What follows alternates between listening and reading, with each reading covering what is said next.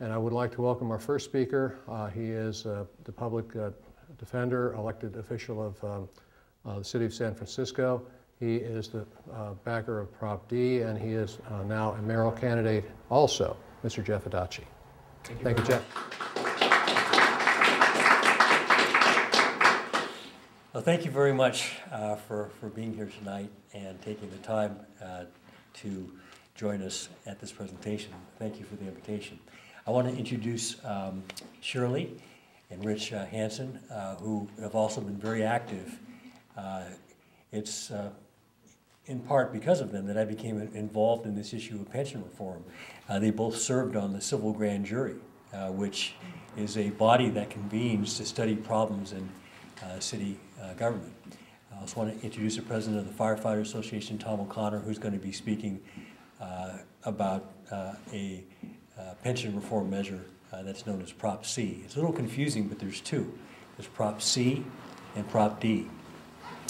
Briefly, I became involved in trying to find a way to address our rising pension costs when I, as public defender, began seeing the cuts to the city budget that resulted from rising pension costs. We have a situation in San Francisco where, through no fault of the city employees, the pension costs are rising. Why? Because the pension fund lost a lot of money, as other people did, in 2008.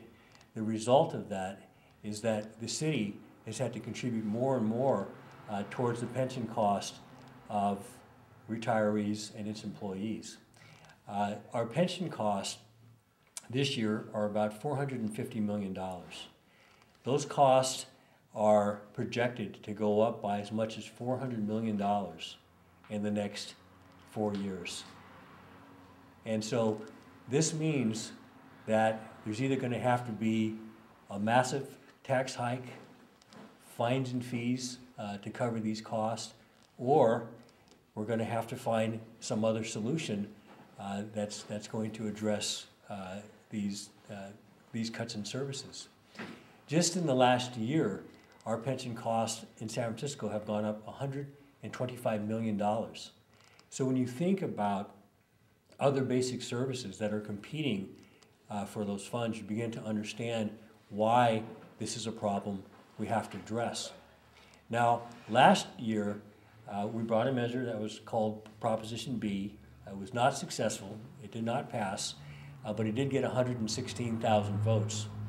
And so after Prop B did not pass, there were a lot of criticisms of why the measure didn't pass. And so we drafted a new measure and corrected all the problems with the measure that were identified last year.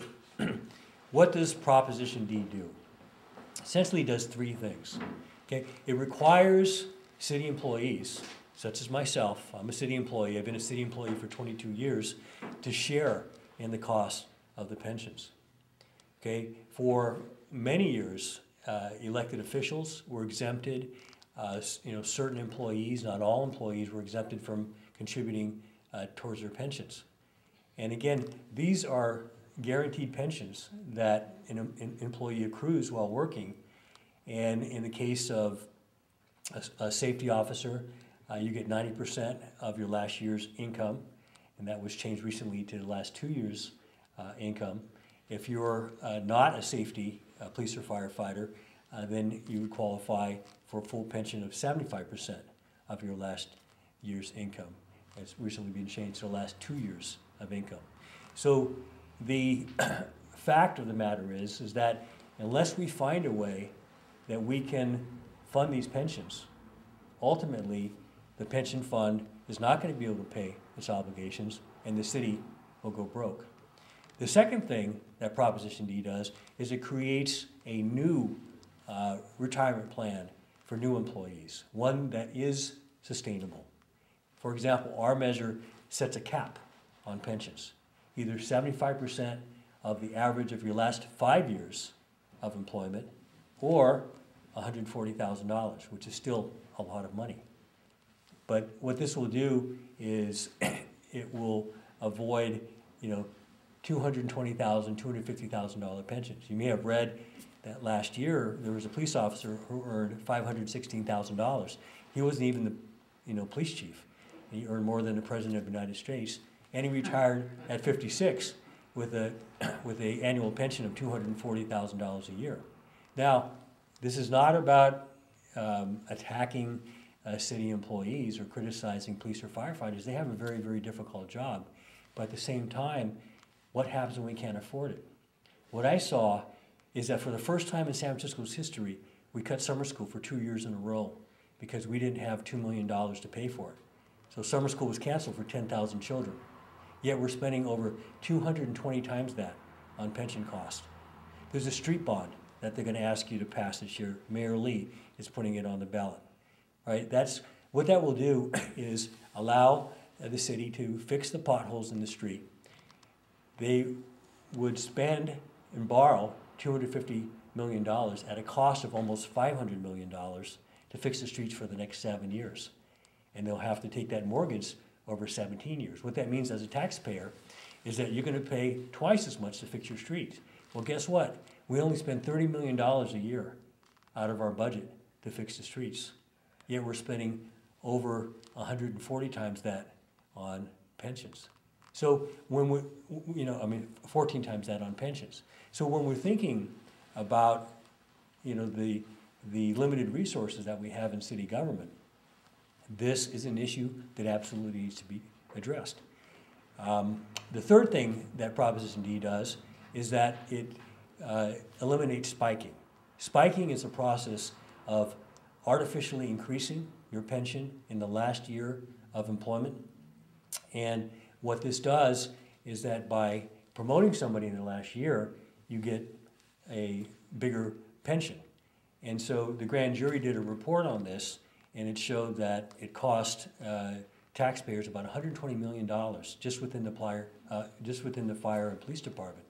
And this report was done in 2009, or 2010, I'm sorry. So, these issues are the issues that we sought to solve, and we did it in a way that doesn't take away anybody's retirement. The only thing it changes is that under the law, a person who retires gets not only a cost of living increase, but gets what's called a bonus increase. A bonus increase is above and beyond the cost of living. And the way that it's in the charter now is that even though the pension fund is underfunded, the city still pays that out. So this year, the city paid out $170 million in supplemental bonus payments to its retirees. And so what Proposition D does is that it requires the pension fund to be funded before paying out that money. And after all, this year we're facing a $483 million deficit. Our parks budget has been cut in half. We're seeing, severe cuts to public health, senior services, children's services. And so it simply makes sense, not to spend hundreds of millions of dollars when we can't afford it. And Proposition D was put on the ballot by voters who signed a petition. We had 50,000 people sign a petition to put it on the ballot. And so it is democratic. It's probably the best of democracy because you go out and ask people to lend their name and sign their name to a petition and to put it on the ballot. Altogether, Proposition D will save $1.7 billion. Now, you may have heard that there is another measure, Proposition C, and Mr. Connor will be talking about that. Why do we have two measures on the ballot? Well, one was initiated by the mayor and went through the Board of Supervisors. And initially, I was supportive of the mayor's measure. The original measure that the mayor proposed almost saved as much as ours did, a little bit less, but I felt that it was a good step in the right direction. But as they went through the process, it got more and more watered down. Now, one thing that they'll say is that their measure addresses health care,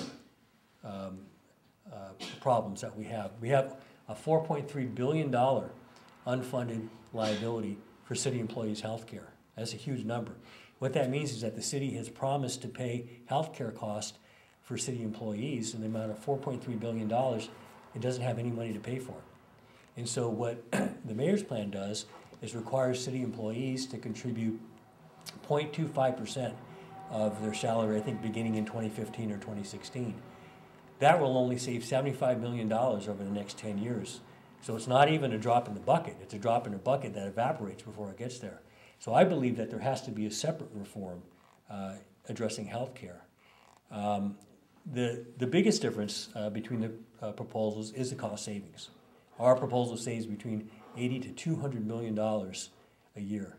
It's basically about $40 million more, which is pretty significant, and a total difference of $400 million over 10 years.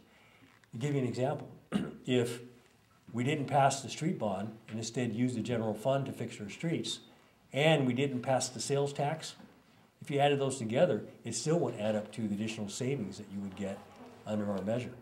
But most importantly, the reason why I am going to vote for Prop D and I support Prop D is because we're not going to have to come back in 2 or 3 years and address this problem again. That's because the percentages that the city employees would pay under Proposition D are higher, and it's higher based on what you earn.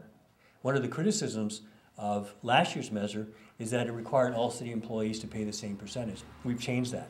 Under Proposition D, and I brought a copy of it here, you can see we have a chart that requires the employees who make more to pay more, and those who, say, earn under $50,000 are exempt from any additional contributions. And then it goes up by $10,000 increments. The mayor's measure, by contrast, treats employees who earn $100,000 the same as an employee who earns $50,000. So I don't think that that is fair.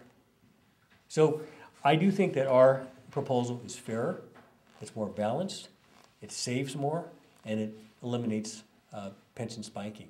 I know Mr. O'Connor will respectfully disagree, and I think it's a good thing that we have two proposals. You can choose between strong pension reform or weak pension reform.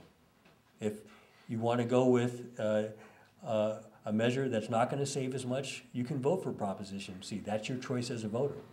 If you want to vote for the measure that's going to save more, and in my opinion, reform the pension system so that we don't have to come back and do this again, we're not going to kick the can down the road, then vote for Proposition D.